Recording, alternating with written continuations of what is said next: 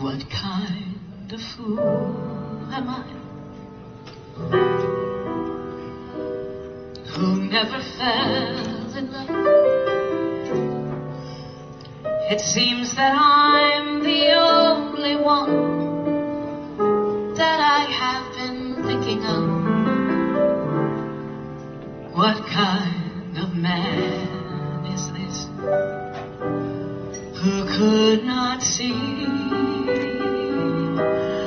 what could be seen by almost everyone but me? What kind of lips are these that lied with every kiss, that whispered empty words of love, that left me alone like this? Why can't I fall in love like any other man? And maybe then I'll know what kind of fool I am. What kind of clown am I?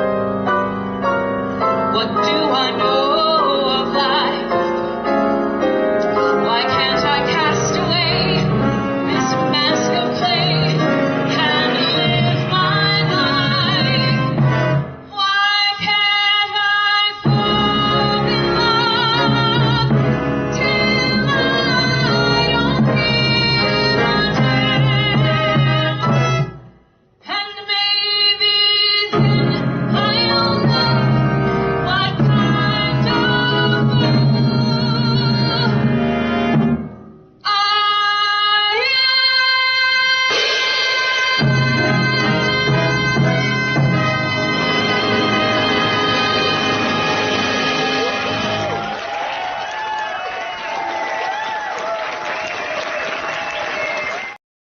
Happy Friday, everyone, and welcome to the latest edition of Richard Skipper Celebrates. Who or what are you celebrating today?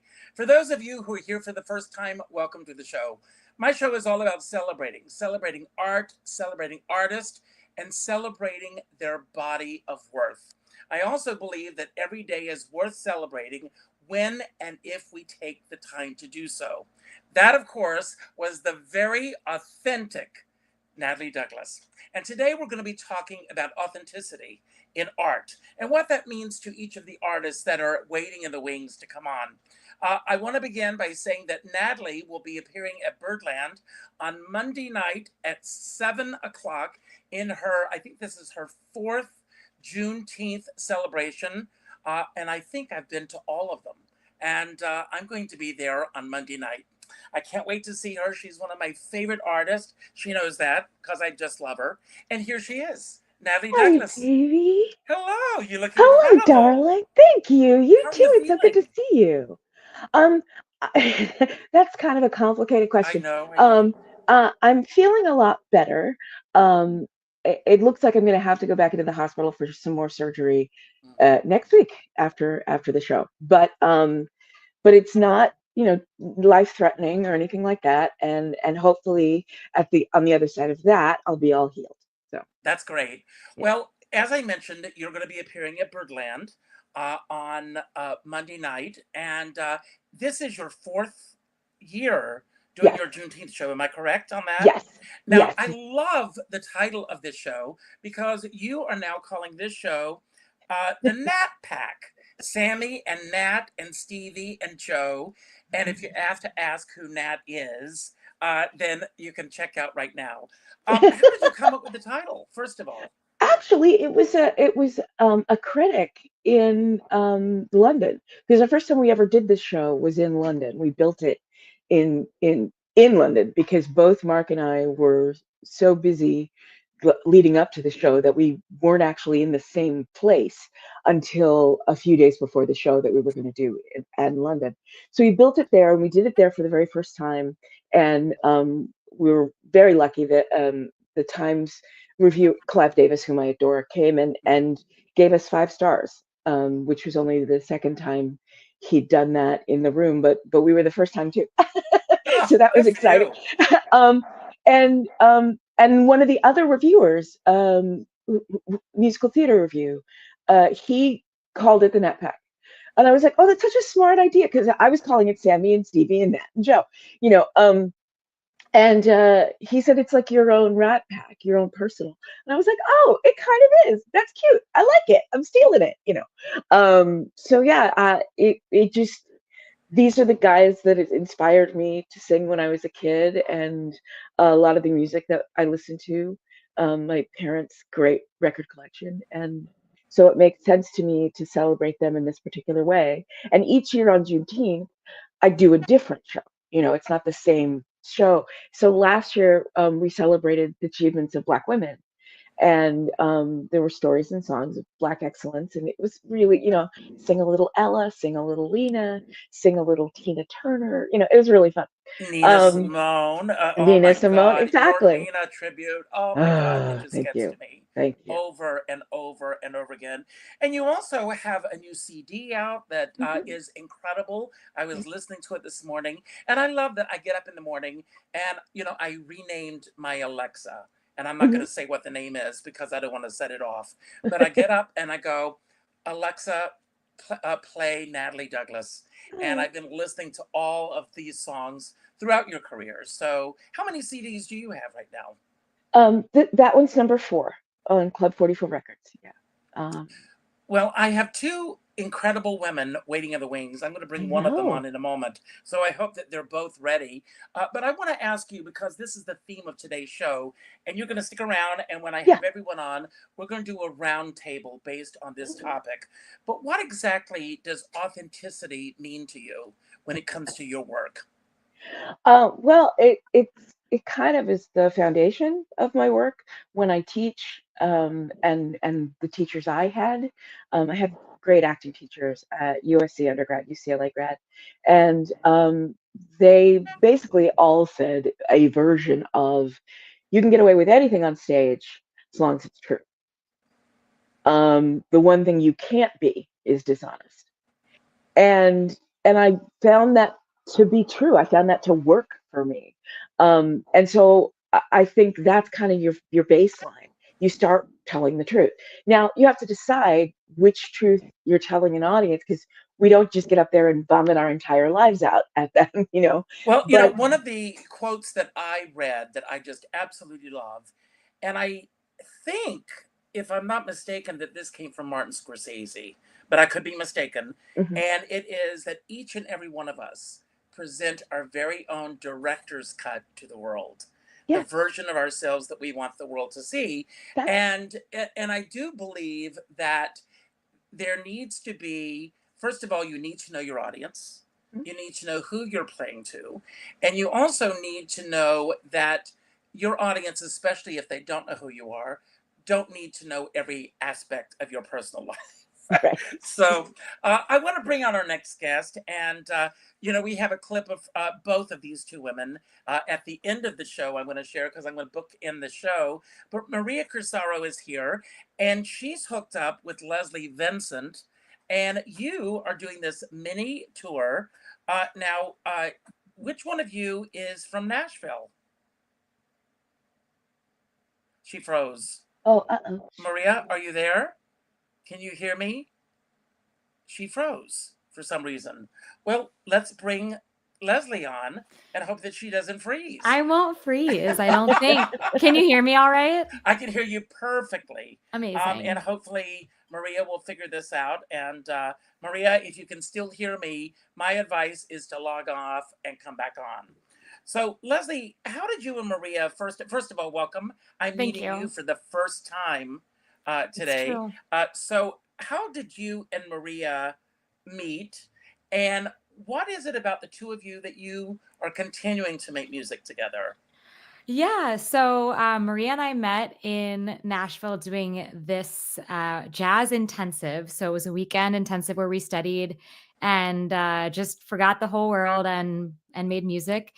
And I'm based in Minneapolis. Maria's out in New York City. And a few months after that intensive ended, I reached out and I said, "Do you want to do a show together? I think it could be really fun." I just really liked her spirit and her approach to music. I thought it was really cool. It was a little bit different from mine. I thought that might be a nice contrast. And so we did a show together in November and had so much fun. And our friendship deepened so much that we said, let's take all this work we did, the arrangements and the tunes that we put together, and let's take it to a few other cities. So we'll be in New York on Friday in a week. And then we'll head up to Boston. We'll be in Mount Kisco, and then we'll be out in Delaware, Water Gap, Pennsylvania, right in the Poconos. Wow. Is this the first time that you have toured with another artist? It is, yeah.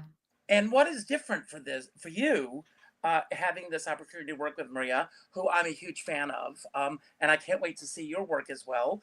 And God willing, I'll be there next Friday night. Yes. There's a lot that's different in my regular life. I'm a band leader. I run a band of 6 musicians. So I do all of it by myself, the set list, the planning, the booking. And so there's something really lovely about sharing that with another artist. We text back and forth, we get on video chats. I enjoy sharing the load. And then when we're on stage, laughing at the parts of the songs that maybe were harder for us at one point, because we're singing a lot of jazz duets, some very complex harmonies, complex rhythms.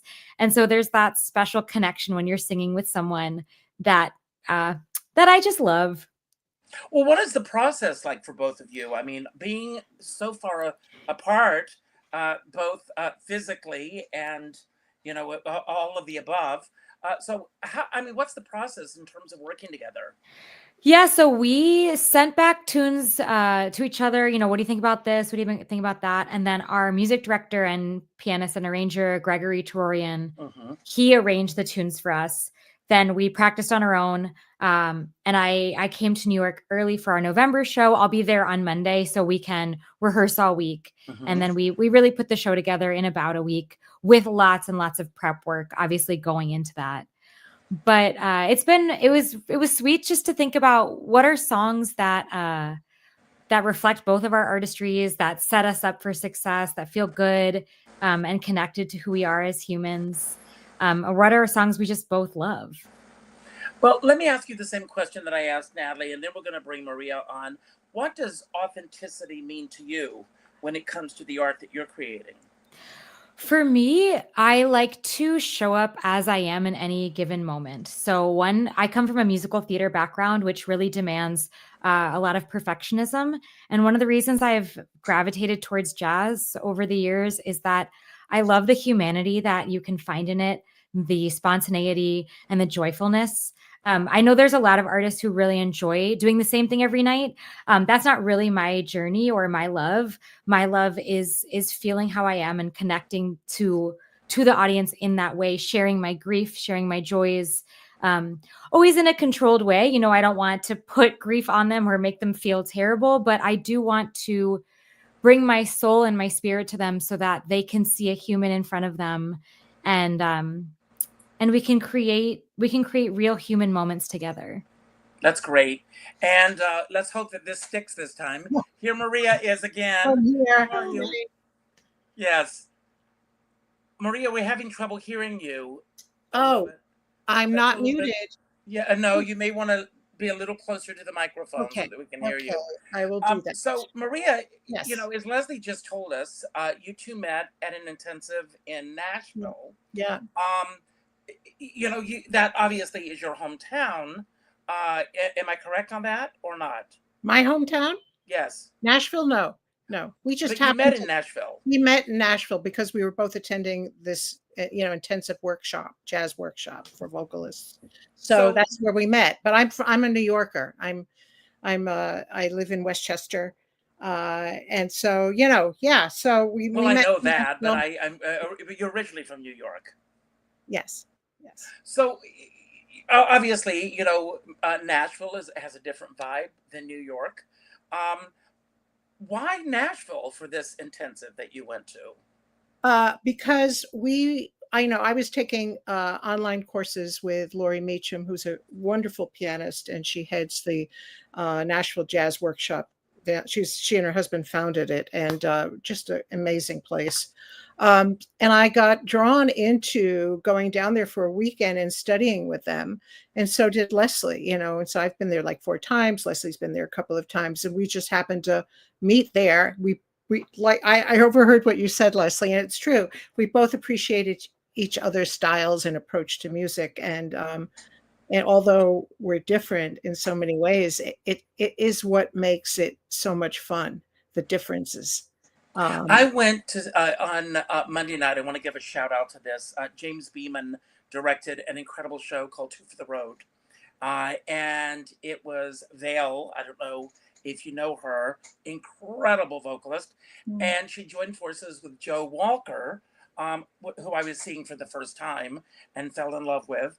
And Joe Walker came out and did a set at the beginning of the evening. And it was standards, songs that we were used to hearing. And then Vale came on and did a completely different, I mean, they were all original tunes that I was not hearing.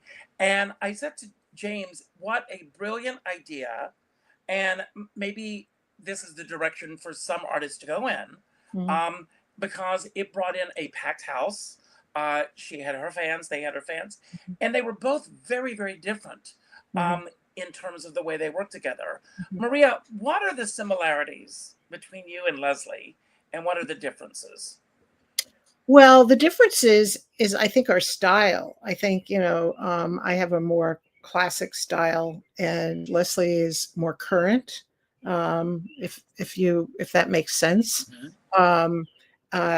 Just because we come from different places and different eras, you know, different time eras, you know, age, we have an obvious age difference. But that really, it's funny. But in music, everyone's the same age. Well, that's the thing. I said this Look at to Marilyn May. Yeah. We're all the same age. Yeah. But I think we're similar in the sense that we like to connect to the audience. I think that's super important to both of us. And I think our goals are similar in the sense that we really want people to connect to this music that we love so much, and is timeless and classic and gorgeous, without them feeling removed from the experience. So we want to make it an experience for folks. So they walk out there feeling something and connecting to the story, as well as being exposed to jazz, you know. Now, are you taking the same musicians to all of these locations, or you are? What's your secret? Great musicians? I don't know. We're very lucky that they're coming with us. Yeah. So we have a trio. And they'll be with us for every show except for Boston. We'll be with just Gregory on the piano. Okay. Maria, Nicholas, if you're there, show yourself again on camera so that I can know to bring you on in a moment. But Maria, I want to ask you the same question that I asked Natalie and Leslie. What does authenticity mean to you when it comes to your art? For me, I really feel authenticity means singing and being in the music that you feel connected to, and being true to yourself as far as the music that you want to present to folks. Number one. And number two, to be to have a real connection to this lyric and the storyline, so that it becomes your story, not that it'll become the audience's story. They'll figure out their own story. If you perform it and are connected in a way that is true to who you are and how you see the story and feel the story. So I think that's really important. Being in the circumstance of the song. Absolutely. Nicholas, again, if you hear, oh, there you are. So I'm going to bring him on right now. We're going to go in a completely different direction with Nicholas. Nicholas is an actor. He is a director. He's a producer. And he has a crowdfunder campaign going on for a new movie called Blacklight. I tried to get the video into an MP4 so that I can get it on here. But you can go to the crowdfunder page, which I'm going to put the link up. But Nicholas, what does authenticity mean to you when it comes to your work? And by the way, will Dimitri be joining us? Yeah, he's stuck in traffic also, but Okay. he'll be here in about 5 minutes. Oh, that's fine. First, So yeah. tell us about your project, and also how does authenticity come into the work that you're doing? Well, first of all, hello, Natalie, Leslie, Maria. Good to be with you guys. Thank you very much for having me, Richard. You may want to scoot over just a little bit so that your face is perfect, so we can see you. Perfect face. How does authenticity play into the writing process for a film or theater script? I mean, first of all, there is that proverb, I guess. It's, write what you know. I'm from New York City. It's a conglomerate of like a million different cultures, a million different viewpoints. It's rendered me pretty open-minded and very exploratory too. So, I try to inform a lot of my writing. Some of it's experiential, but some of it's also just like me trying to mirror maybe something I've seen, something I've witnessed someone say or heard someone say or do.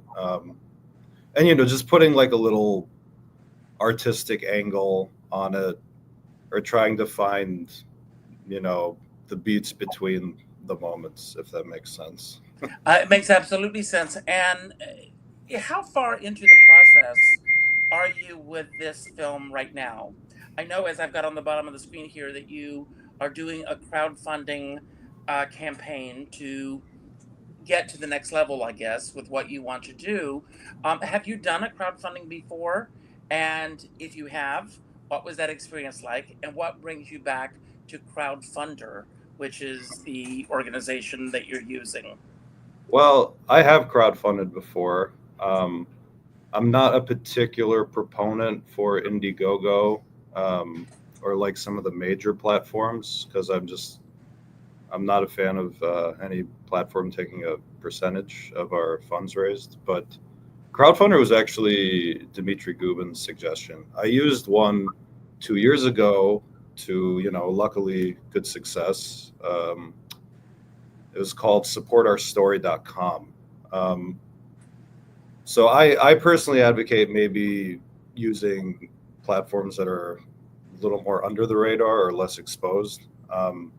However, that being said, I would really like to stamp that it's a lot easier to get millions of dollars for a feature-length film than it is to get anywhere between 1,000 to 20,000, let's say, for a proof of concept. A lot of investors, et cetera, they want a return on their investment. And that becomes a little harder to sell with a short film. Well, just remember, everyone, the Academy Award this year went to an independent film. Yeah. And the top awards went to that film. So, and I understand that, if you watched the Tonys the other night, when they announced Best Play, Best Revival, Best Musical, there are more people, I think, on stage than there are in the audience, because it truly does take a village now. But you have a vision, and how do you convey your vision to those that are watching, let's say those who are not familiar with who you are, as to where you're going to put that money and why they should invest in this film? So, man, you are asking some really terrific questions. I wish I had a much longer segment to answer, but if I'm really going to compartmentalize, in my humble opinion, if you look at the state of cinema now, it's a lot of like reboots, rehashing, Halloween 75, like kind of unnecessary sequels. In my opinion, it's kind of almost like a crisis mode. There's a lot of people saying LA is dying. It's going to go the way that Detroit was for the automobile industry in terms of the film industry. I would say invest in Black Light because it's a film made by people who love cinema. This is not a cash grab, so to speak. It's a film noir. and it does have some progressive elements, but we also don't ever want to make the mistake of like telling the audience what to feel, hitting the audience over the head. The example I always use is in terms of cinematic culture or theatrical culture, like to your point, right? You say, oh, there's more people these days sometimes on the stage than there are in the actual seats in the theater or the house. A lot of it has to do with a cultural element. So for example, like 20 years ago, right? Star Wars Episode 2, Attack of the Clones. You know, was it an amazing film? No. However, here's a moment. When Yoda comes on, you know, the final scene where he's about to battle Count Dooku, the crowd has been waiting for like 20 or 30 years for this kind of moment. They want to see Yoda get into an actual lightsaber duel. And the moment he does, he pulls out his lightsaber, everyone in the theater is going wild. They're cheering, right? Because they have that uniting, bonding experience that it's, you know, it's been taking a hit recently. And it has nothing to do with socio-political, like identity politics. Like some people just try to make that argument. Oh, well, things now are so political, you can't, you know, you have to check this box, that box. No. Natalie, you want to say something? Well, just I'm going to disagree with you only in that everything has to do with socio-political environment. Like it doesn't have to get in the way of that communal experience. It absolutely does not. But everything in this country has to do with where you are in the hierarchy. And as a Black woman, let me tell you, everything. Okay, there's no outside it. There's no like the other day it's everything. So, I think what's beautiful about authentic film, about authentic music, artists who strive for that, is that those identities, which are important and should be celebrated, don't have to get in the way of all of us being in a room together and having the same experience. And enjoying the same thing, having that cathartic, like, oh my God, Yoda has a saber, awesome! Like, you know, that, I remember that moment, like that, like we can all share those things no matter where we come from. It doesn't matter where we come from, but we can't erase where we come from because it's a part of everything else. Well, on that note, I'm going to bring on Dimitri because he's just arrived here, literally from his car. Dimitri, can you hear us? Hi, how you doing? Yeah, I can hear you. Good, it's great to meet you. You know, earlier on, Dimitri and I appreciate the fact that you did get here. We talked with Leslie and Maria, who both come together and they collaborate as musicians and singers and artists. How did you and Nicholas come together on this project? And what is it about the collaborative process that you enjoy working with Nicholas on this? All right, great question. So we met. What? He's asking a lot of good ones, so give a good answer. That's why so I make no we money met.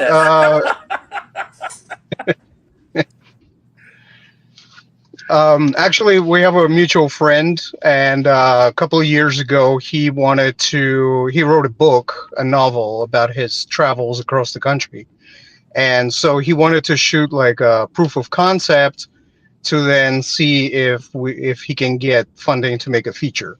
And so he got Nick, and then he got me, and, you know, a bunch of other people. And so we were working on that project. Unfortunately, it didn't work out, but Nick and I got to talking, and we realized we're both cinephiles, and we both love similar genres and similar films. And so we're like, hey, you know, why don't we write something together? And so we started working on it and worked on it for a long time, lots of writes and rewrites and things like that. But for me, collaboration is not new. I mean, besides being a filmmaker, before I became a filmmaker, I was an artist, a fine artist. And I did a lot of like street art type of, you know, urban expressionist, whatever they call it, you know, label it. But in that, I would collaborate with a lot of graffiti artists. And so I always loved to collaborate. You know, it's two brains are always better than one. And if you can find a common language, you know, you can do a lot of things together, you know, that you can't do by yourself.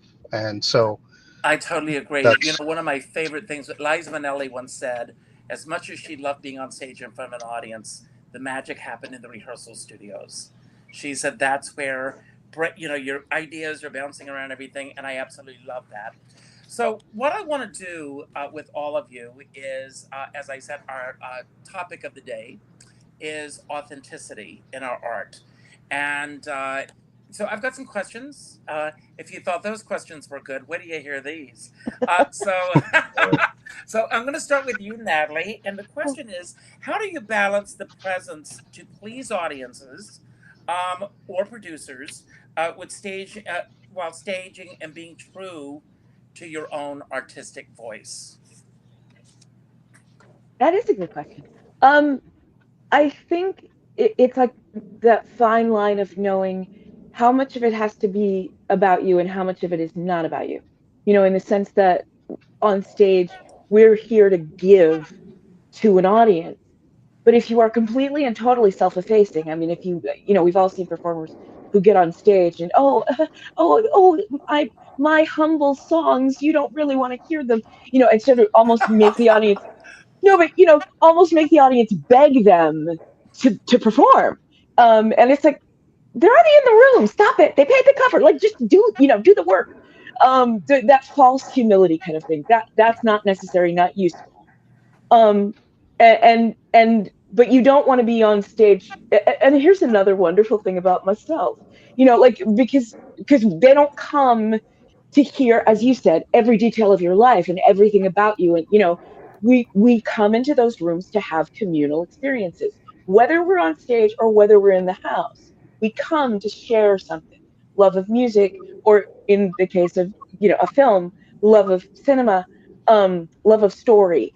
I think we come to recognize ourselves, and whichever side of the footlights you're on, you can never forget that that's the job. So even though, like, my Juneteenth show obviously is about Blackness, I know that everyone in my audience isn't Black. So there has to be a place where they can jump on and ride the ride and hear the stories and feel the feelings, even if our experiences are different. And in terms of whether or not that pleases producers, like, well, I, I, I, that's not my job. That's not my job. You know, if they come on board, then they've seen a Natalie Douglas show and they know what I do. And it's political because, as I always say, I'm Black in America, so everything's political. And actually, in the last 10 years, you could say that just being in America, everything. Mm-hmm. I totally agree. And what a great answer. Thank you so much. Leslie, how do you protect your authenticity in an industry that often asks you to brand or polish or filter yourself through what is going on in the world right now? Because, I mean, as artists, we are all in a situation. I was on the board here with with a theater company here in New York, a children's theater that was always thinking outside of the box. Their funding got cut this year. So I don't want to mention the name of the organization, but how do you hold on to your authentic voice in this world that we're living in right now? I will say, in the spirit of authenticity, I am really struggling with that right now as an artist. So I'm a songwriter and I'm on the precipice of releasing a record of original jazz that's very queer. I'm not very out on my bigger social platforms. I am on Instagram. I'm very out in my life. I'm happily married. But I'm very nervous to put that out into bigger spots of the universe. I'm very worried about my mental health, and but the songs are the songs that, you know, I write from what I know, and what can I do? I'm not going to not write what I want. And so I know it's a matter of time. I know I will put this music out there and people will respond the way that they will. And I'm going to try to go to therapy. That's like my main thought is go to therapy, get offline, and always connect to the real people in my life, the people who don't care whether or not I'm an artist. And then honor the folks in my community, folks who I help feel seen, right? So if I have people who come up to me and say, hey, that song resonated with me, or you're helping me or my child in this moment, try to hold on to those moments and, like, I don't know, Taylor Swift, like, haters gonna hate, shake it off type of vibe. I will tell you this. I left social media at the end of February, and it's the greatest thing that I've done for my career in, I would say, the last 10 to 15 years. Okay. I don't miss it, and I'm willing to help anyone in the process if you're interested. But I am more visible than I ever was on Facebook and Instagram. So that's my story. Oh my gosh, can we have a follow-up call about that, Richard? We'll have a follow-up call. Okay. Nicholas, can you share a project or a performance where you felt most aligned with your authentic voice, and one where you felt completely out of sync with your authentic voice? I don't want to give like a runaround answer, but I feel like all my projects have aligned in some way. That's great. With my authentic voice. I wouldn't attach myself to something that I thought was like miles and miles away from what I believe, because my artistic vision really just centers on, like, is what I'm doing good? You know, I mean, like, yes, there's a ethos, a pathos, a logos to everything, but at the end of the day, you know, I don't hold myself to like this level of I'm a prophet, so to speak. I'm more like, I'm an entertainer, and I want to give working people, or just people that, you know, maybe don't have as many opportunities to indulge in some kind of mental or spiritual luxury, to just like enjoy themselves and enjoy a slice of life. So yeah, I mean, whether it's film or theater, I've always kind of fanatically believed in my projects or my writing, whether it was comedy, drama, you know, whatever other subgenre. So no, I've never really attached myself to something that I didn't feel like aligned with my artistic morals. I love that. That's great. You know, as it should be. And that was a direct answer. That didn't beat around anything. Oh, So, so that's perfect. Dimitri, if you could give one piece of advice to a younger version of yourself, or to a younger artist, about authenticity in their art, what would that advice be? It's kind of a tough question because, you know, there's the authenticity that we want to present, but at the same time, you know, as a filmmaker, our work is meant to be seen by others. And, you know, we all know about, you know, film funding is a funny thing, you know. So for me, it's kind of like, I would say to a younger version of myself, you know, try to find a balance. Don't go all in just with what you like, because at the end of the day, you are making it for other people too. And so you got to find a balance, a happy medium where you're not like sacrificing part of yourself, you know, for the benefit of like other people's entertainment. But so you staying true to yourself, but at the same time, make it in such a way that other people would understand, and the message could be universal, you know. Let me And ask you also, this: when you yeah. have finished a project and that project Okay. is out for the world to enjoy, do you go back and say, I wish I had done it this way? Or do you completely let go and let the project stand on its own? Both. Sometimes, you know, I'll make it, and then, you know, I look at it, whether it's a film or anything else for that matter. And I know all the mistakes I made, and they're like glaring at me. Nobody else notices them, and I know all the pains that went through it. So a lot of times, like, I don't like to dwell on that. I like to let it go and just like, okay, that was a learning experience. Now I know better. Now let me move on to the next thing. So I don't normally dwell on things I did terribly before. Eventually I might hide them from people and not show it anywhere if it's really bad. But most of the time I Trust let me, it if it's go and out move there, on to the someone's next going thing. to see it. That's right. That's just the nature of the business that we're in.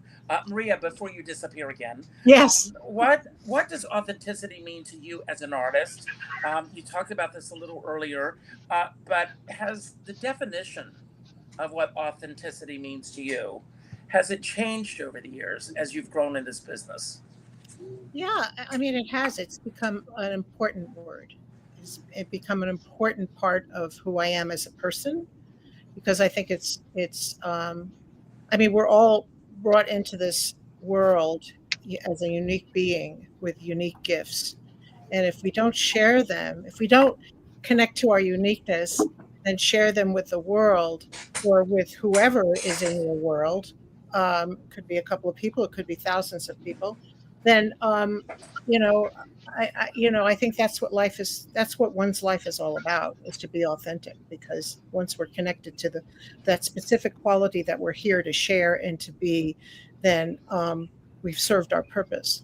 I do believe that. And I also think that to be authentic, you have to be brave, you have to be a warrior, and you have to almost protect yourself, like Leslie said, from other influences. Well, I saw a meme today and it said, be a warrior, not a Oh, worrier. yes, yes, Yeah. that's good. That's a really good one. Yes. I Yeah. really believe that. I think, the strength is in one's strength is in one's authenticity, you know. Um, so yeah, I think you have to. I think your audience should be really the first person in the audience should be yourself. Absolutely. Yeah. Natalie, do you think that audiences can tell when a performer or an entertainer, there's a difference, folks, or an artist is being um, authentic?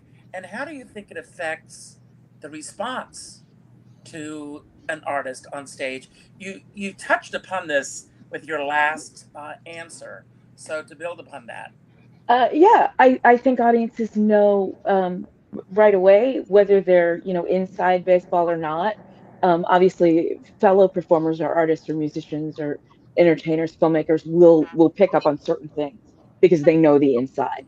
But I think even, somebody who walks in cold can spot something that is untruthful, something that is pretend, um I think it's this magic thing. I studied Meisner, like not musical theater but theater, and I think we have this gift of being able to show people, share with people pieces of the human experience that they're not having right this minute because they're in a room with you, and you're not having really right this minute, except you are. If you don't really have the feeling, then if you just pretend to have the feeling, um and I think, I think we were both at the same show many years ago now, when an artist who was doing his first show ever, and had a beautiful voice. Oh my God, his voice was wonderful. But he didn't know how to talk to people, so he was nervous about the patter. So he just kind of started making things up. And at one point, he was introducing a song and he said, "Oh, I've done research and I've been looking and I can't find this song anywhere. My music director had to transcribe it from the recording because it doesn't exist. I've looked it up online and blah, blah. So if anyone knows this tune, I'll buy you a beverage." And he began to sing, and literally the first two words, my husband and I looked at each other and went, "Richard Whiting? Yes, yes. Like little Jimmy Scott, like what are you talking about? So So all of a sudden, we all knew in that room, and you could see people like looking on their phones, no one was listening to him. Um, Everyone knew he just lied to us. He didn't do any research. It's okay not to have done the research if that's not your thing. Like some people don't do that. They don't care about that. Me, I'm the geek who loves that stuff. But like it's fine not to have done it, but don't tell us you did it. And then we catch you in the lie, and now I don't believe anything you say. Like to take out our dear friend Jay Rogers, who used to direct, where his style of directing was when you walked on stage and you said something and he didn't think it was authentic, Jay would just sit in the house and go, bullshit.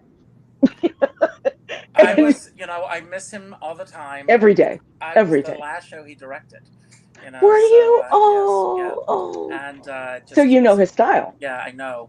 And what was really wonderful about him, just to talk about him for just a brief moment, since we're on this topic, is before we even began to work together, he came to my house once a week for 4 weeks just to sit in our backyard and talk. He said, before we even look at music, look at the script, anything, I want to know who you are. And you just hit the nail on the head with, why I loved working with him so much. And James Beeman, who I love working with now, very different style, but I put him right up there. Just incredible. Leslie, how do you know when something is working for you because it's real versus working because it's popular? As someone who does not sing popular music or really do anything that's popular, I would say I don't know that I've experienced that before. I can tell when I think something's working in an audience. I can tell when I feel connected to material. I guess that's not true. I've done certainly like a Pink Pony Club to close out a show. But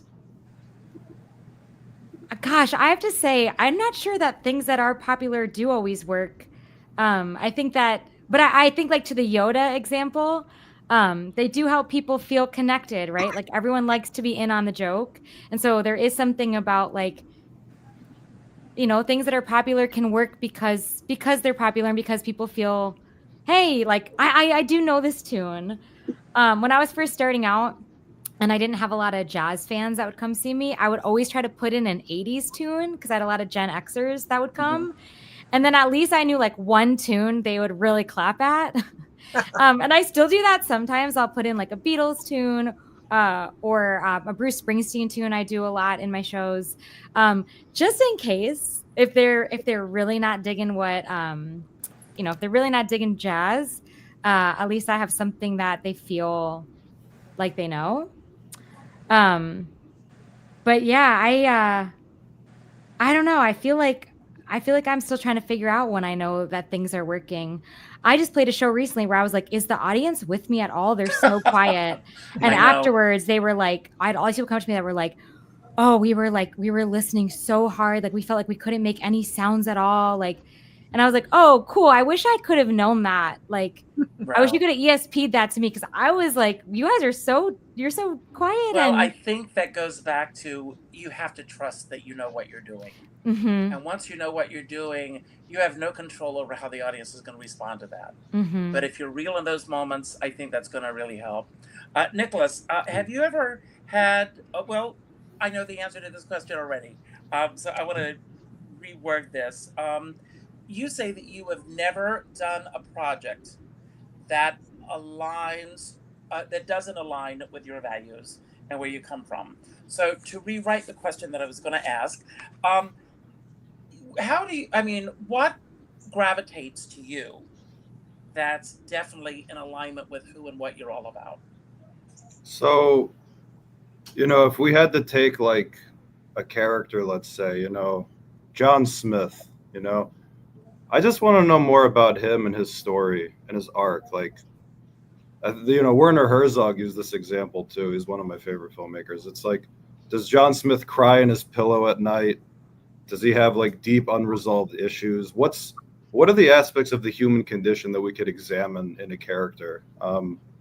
because, you know, like to my earlier point, when we're talking about how divisive societal components have become, I like to kind of key in on the things that really we all go through, whether it's like the death of a loved one, the grieving of a loved one, school, work.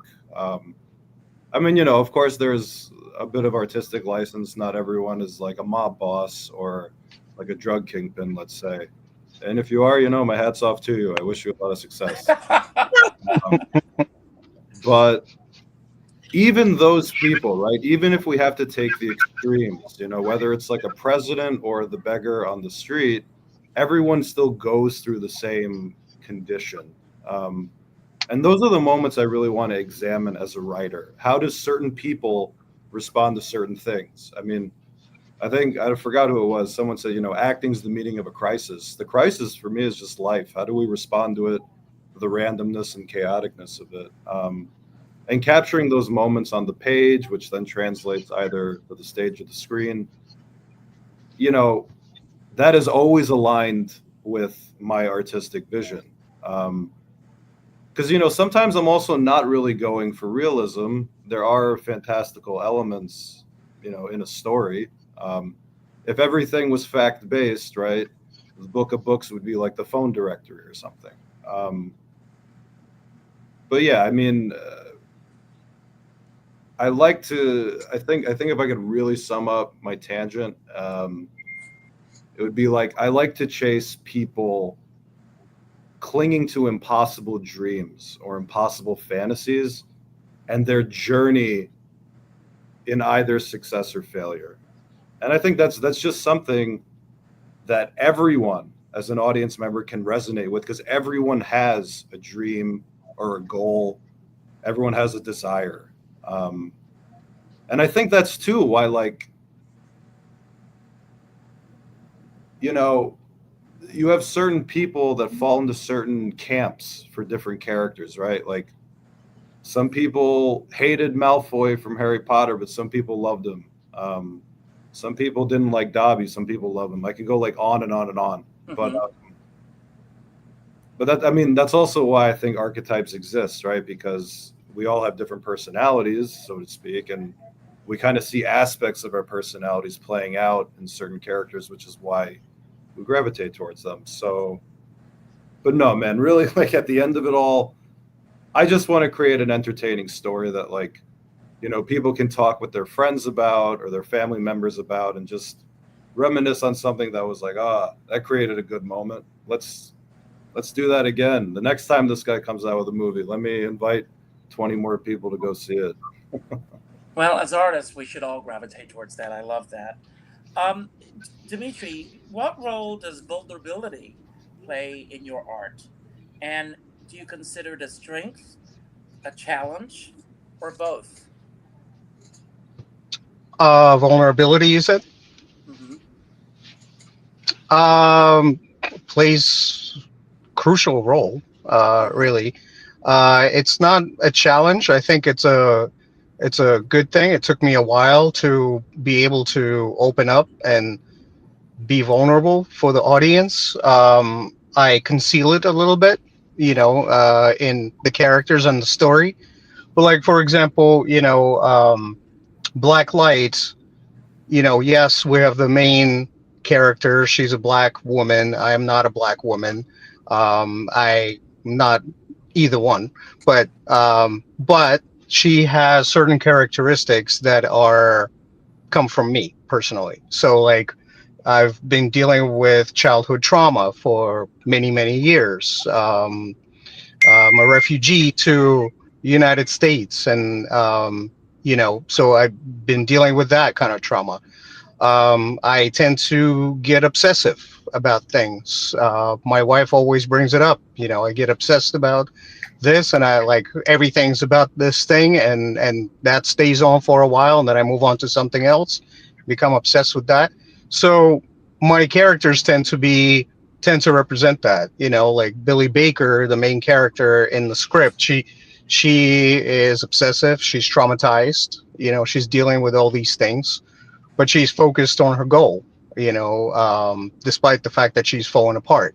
So that all comes from me. I didn't make that up. They say write what you know, and you gotta know yourself. It's like if you know yourself, you put it in your characters, and there's your vulnerability. You know, my previous film, actually, my first film I did was kind of semi-autobiographical, and had lots of things about, and people recognized it right away when they watched it. They were like, "Is this like your story?" Which I was surprised that they thought that, but I guess that's what happens when you're being honest and bring yourself into your work. So yeah. That's great. And Maria, was there a turning point in your career where you stopped performing for approval and started creating from truth? And what did that shift look like for you? It was important because I decided that I was going to only work on music that I loved and not music that people really were wanting me to sing, or that I felt like I should be singing. So when I and it's music that not a lot of I have a friend who says to me, are you still singing that music? And I said, yeah, and you don't have to come. It's okay. It's okay.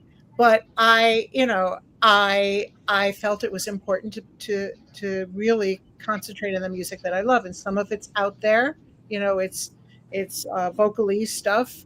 And it's complicated musically, but I adore it.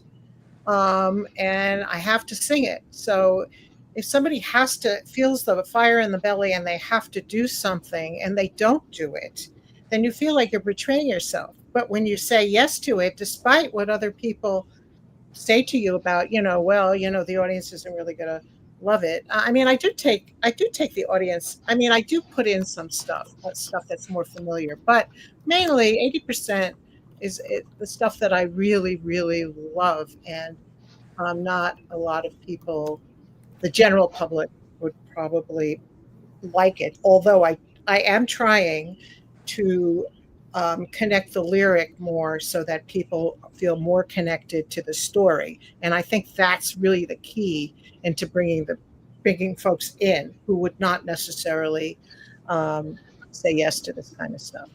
Well, that's great. We are going to go just a few moments over, but I'm going to give each and every one of you a chance to have your final word today.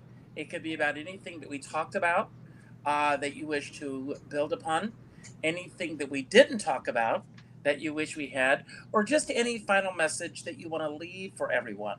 And I want to let everyone know, please check out all of these artists. The information will be on the YouTube channel.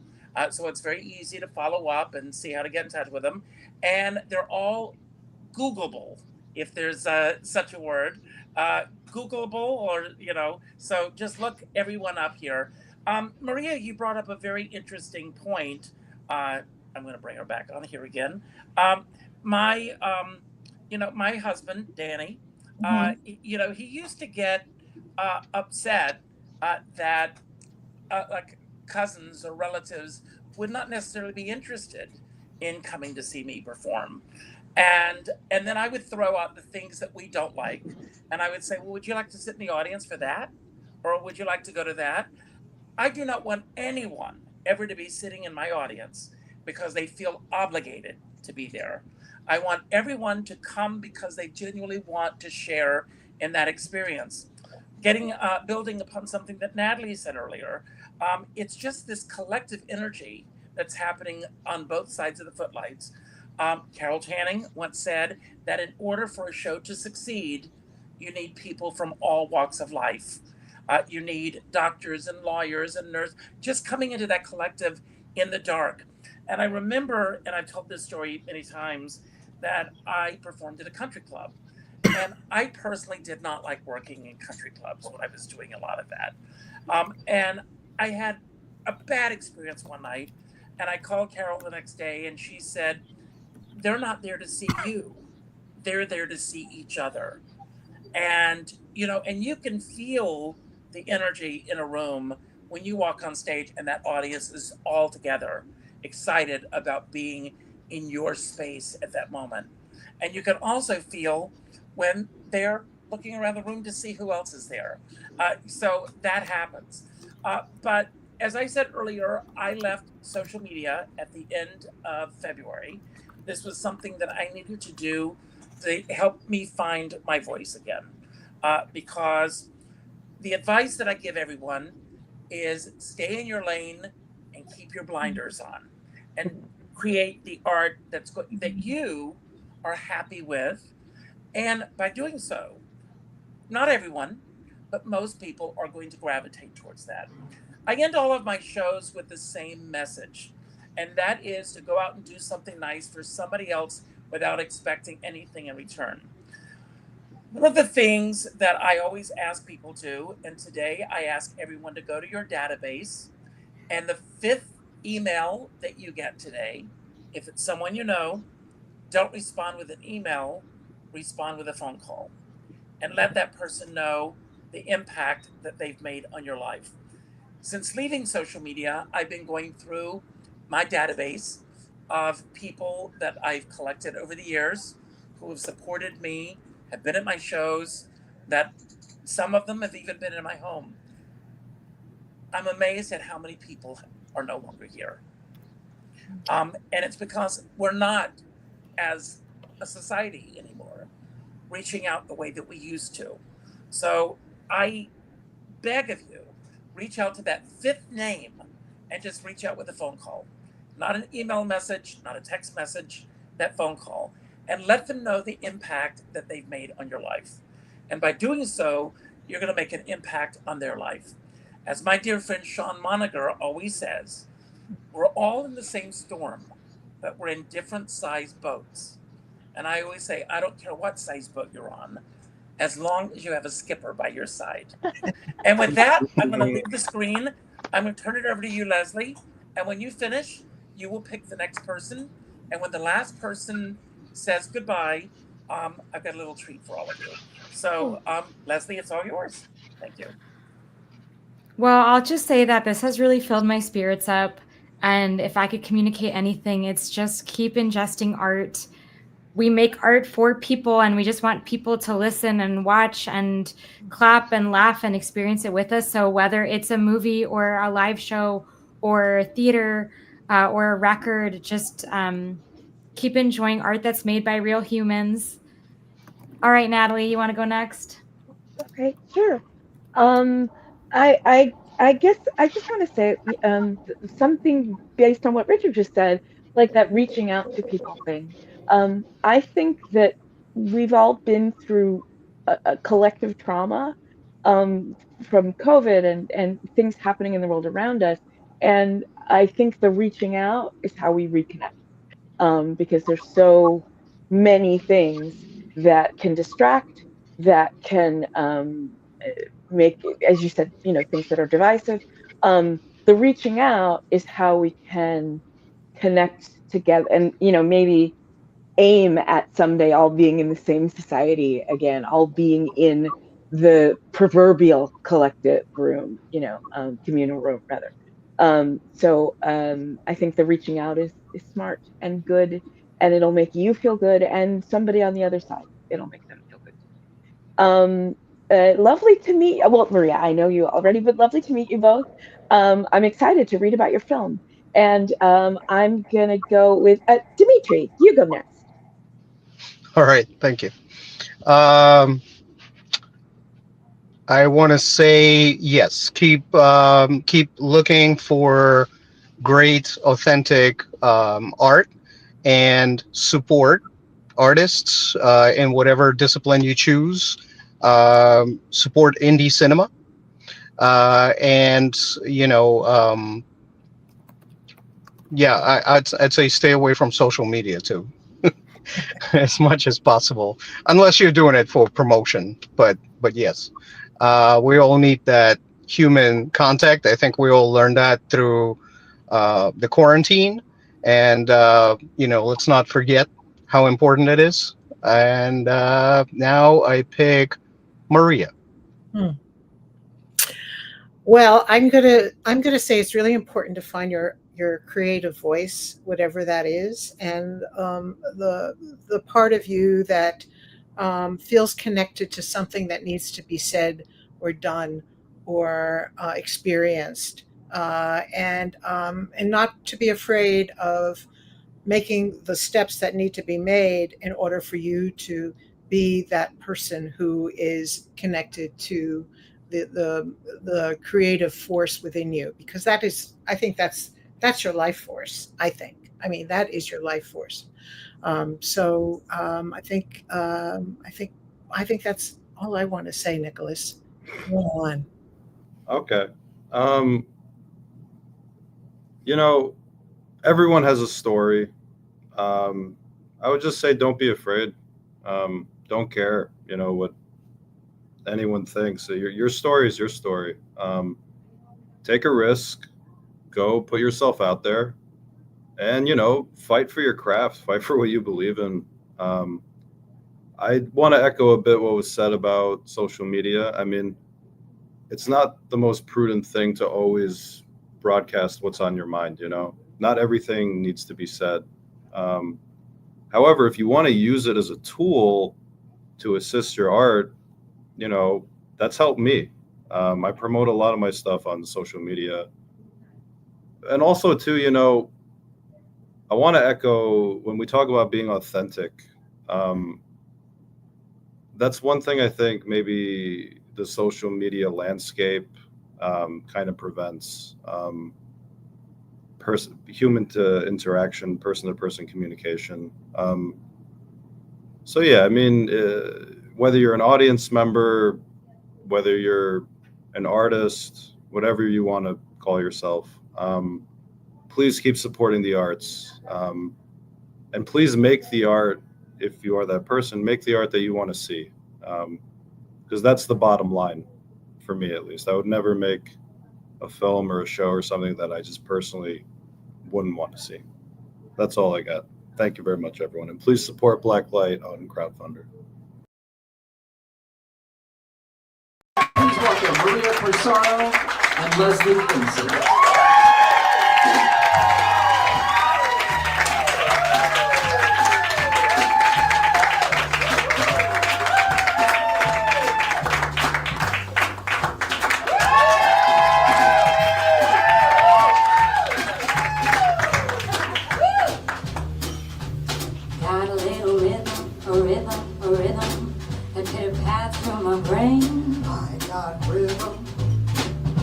Persistent, the day isn't distant when it'll drive me insane. I got rhythm. Comes in the morning without any warning and hangs around all day. I got music. I'll have to sneak up to it someday and speak up to it. I hope it listens when I say, fascinating rhythm. You got me on the go. Fascinating rhythm, I'm all a quiver. What a mess you're making. The neighbors want to know why I'm always shaking just like a flipper. Each morning I get up with the song. Start a hopping, never stopping, to find at night no work has been done. I know that once it didn't matter, but now you're doing wrong when it's just a patter. I'm so unhappy. Won't you take a day off, decide to run along somewhere far away off and make it snappy? Oh, how I long to be the girl I used to be. Fascinating rhythm, oh, won't you stop picking on me?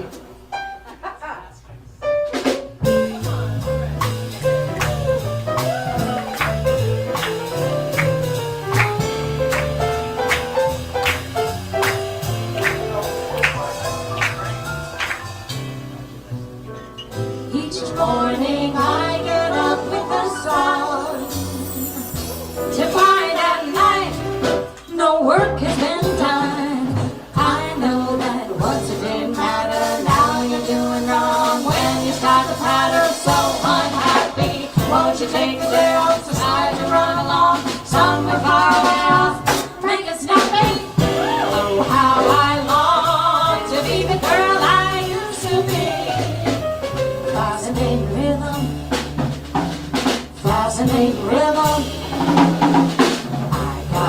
rhythm.